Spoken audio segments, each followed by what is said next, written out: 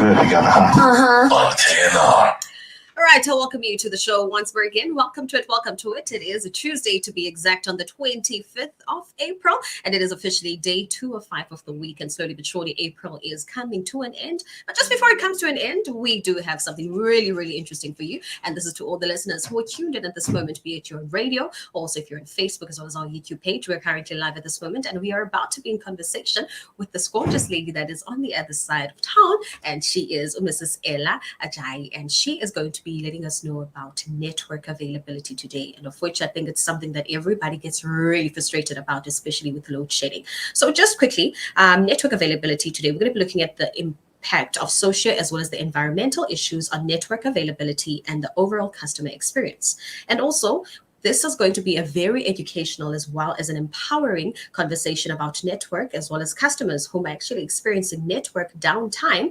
And if you do not know what network downtime is, it's actually the inaccessibility of network. And this happens due to certain factors such as load shedding, network infrastructure, as well as theft, as well as vandalism. Without wasting any further time, how are you doing, Ella? I don't even think we should continue. I mean, you've pretty much gone through my entire interview. But how are you? How are you? I'm well, thank you. How are you? I'm very well, thank you. First things first, could you kindly introduce yourself to us and tell us about the role that you play at MTN with the position that you hold? Sure. My name is Ella AJAYI. I hold the position of Regional Marketing Manager for MTN in the Eastern Cape only. So all things marketing, as far as MTN in the Eastern Cape is concerned, that falls within my jurisdiction. So in summary, I also happen to be the regional spokesperson for MTN, hence me having this conversation now on behalf of the company. All right, stunning. Now let's get straight into business. Why are you here today? Well, I'm here today because, look, as a business, we don't operate in isolation, right? We don't live outside of the spaces that people live in. And so as we walked around, we heard people talking about certain concerns, and people had started forming certain narratives. So we felt that it was our responsibility as a business to come and correct some of the perceptions and the narratives, but more than anything, we felt obligated to educate our customers and hopefully in the process empower them on all things network related. Because even though I work for MTN, right, I am in marketing. I'm not technical. I'm not the engineer that deals with the network, but it's important just as a consumer just to have a bit of knowledge in terms of understanding how the network works, because very few people are without a device and are without a SIM card. So as you mentioned earlier on, really all I'm here to do is to try and educate and empower our people on all things network related. And obviously the focus is going to be on just electricity in general and how that affects availability. We'll obviously talk about, it's no longer even the big elephant in the room anymore, load shedding. We'll also try and talk about, theft. People don't just steal, sweets and all these other things that they steal. There's also theft in our industry. And if there is theft, obviously it affects the overall customer experience. And we'll also just talk to vandalism in particular, because, in some cases people get there and they take something, but in some cases people are just on a destructive mode.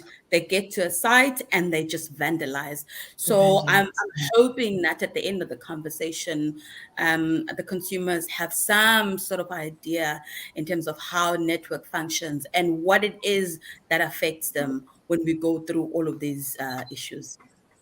All right. My next question definitely has to be about something which is really not the big elephant anymore in the room. We've been experiencing a huge amount of load shedding. Now, how does load shedding impact network availability?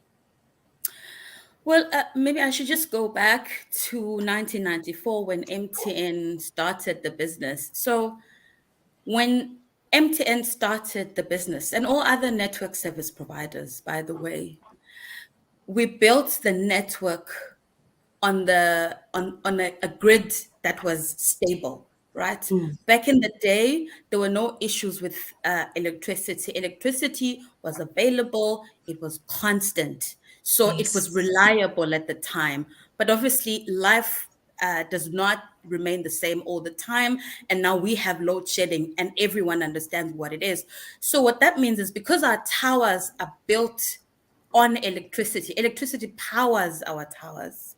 So, naturally, when the electricity is down, network availability is down, right? Mm. Because if the switch is no longer, is if what powers the switch, as an example, just to use an analogy, is not available even in our homes, it's the same situation with our network. So load shedding impacts a great deal, and also especially if you don't have what we call backup, Backup, because yes. I mean, I think in 3 years from now we could come here and say load shedding affects availability, and that's the end of it. But it's been with us now for a while, and so we are putting measures in place just to make sure that certain customers are not impacted by load shedding to a point where they are completely unable to connect on their cell phones. Right, you've actually put in a nice example by also taking us back in history in the 1990s. Now, you had earlier alluded to theft as well as vandalism as some of the challenges that you face in the industry. Could you please elaborate on that? Yep, like I said earlier on, it's really everywhere. So if you think electricity, um, I'm sure a lot of people would agree with me, or maybe know that there's what we call copper cables Mm, that mm, that have a big play as far as electricity is concerned. So if our towers are powered by electricity, so that means there's copper cables available within our sites, and so we also become victims of thieves whose primary plan is to just get hold of the copper mm, cables. mm, And I spoke to load shedding, right, which is something that everyone understands and practically outside of all of our control at this stage. But also, downtime is not always as a result of load shedding, right? Downtime is mm, all downtime. By downtime, I mean you can't connect on your phone for whatever reason. So mm, it's also a theft play, right? People come and they steal copper cables that power our towers. So someone will wonder, look, people. I think people understand that load shedding impacts our connectivity, but people true. get confused when we're not load shedding, but at the same time, people are unable to connect on their Mm, devices.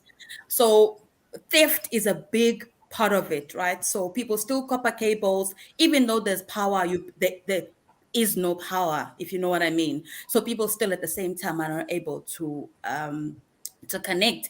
And also sites get vandalized a great mm, deal. You know, people just rock up and they do whatever they want to do. And so obviously it affects you and I, because if there's anything that's missing in a tower from an infrastructure perspective, then it means the end user is unable to have the maximum experience.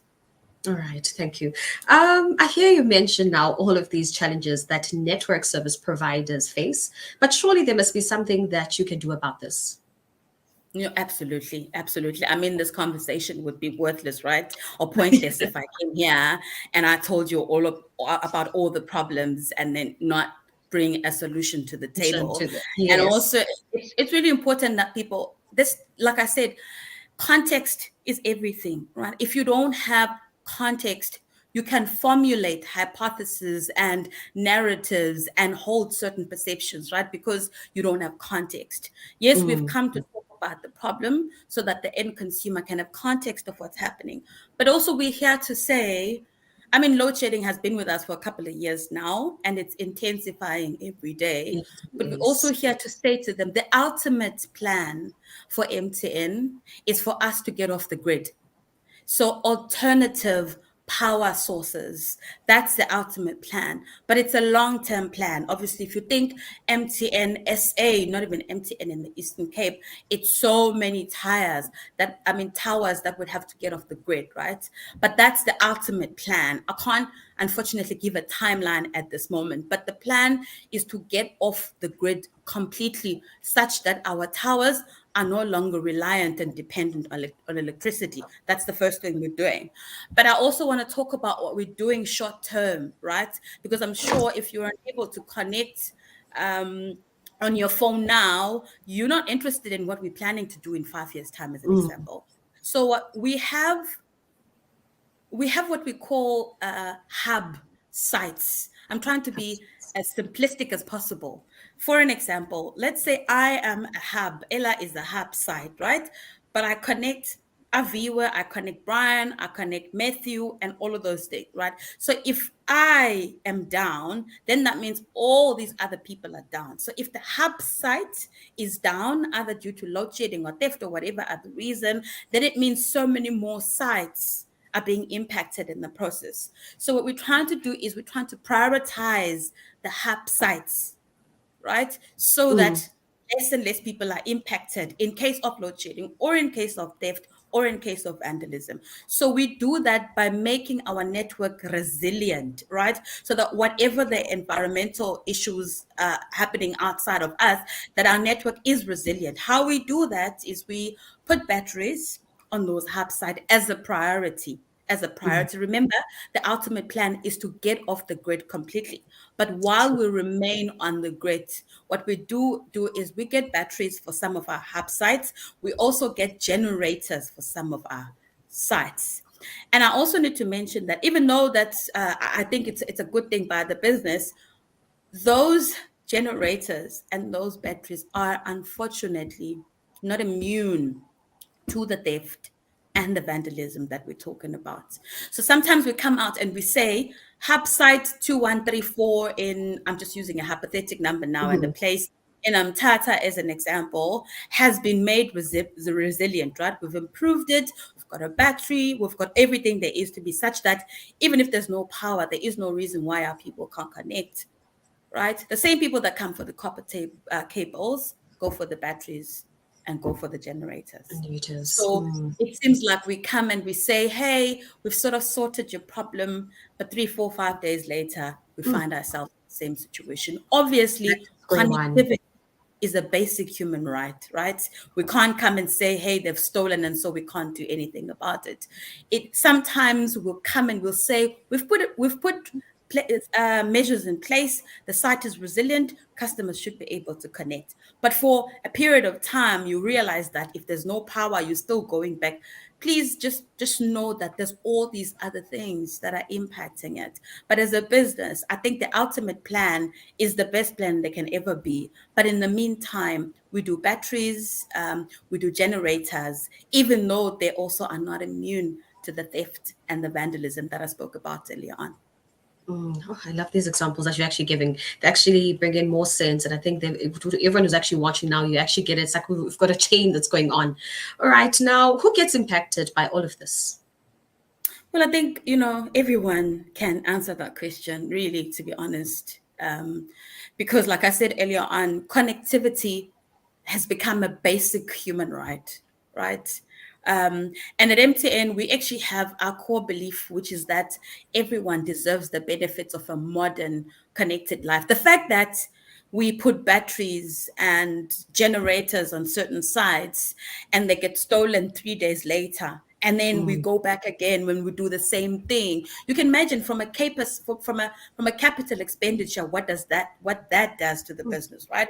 But because connectivity is a basic human right, and that's basically how we have distinguished ourselves as a business in the province specifically, that even in the rural areas, if umakhulu wants to pick up their dili and call the daughter wherever the daughter is, it's Makulu's basic rights to be able to do that, right?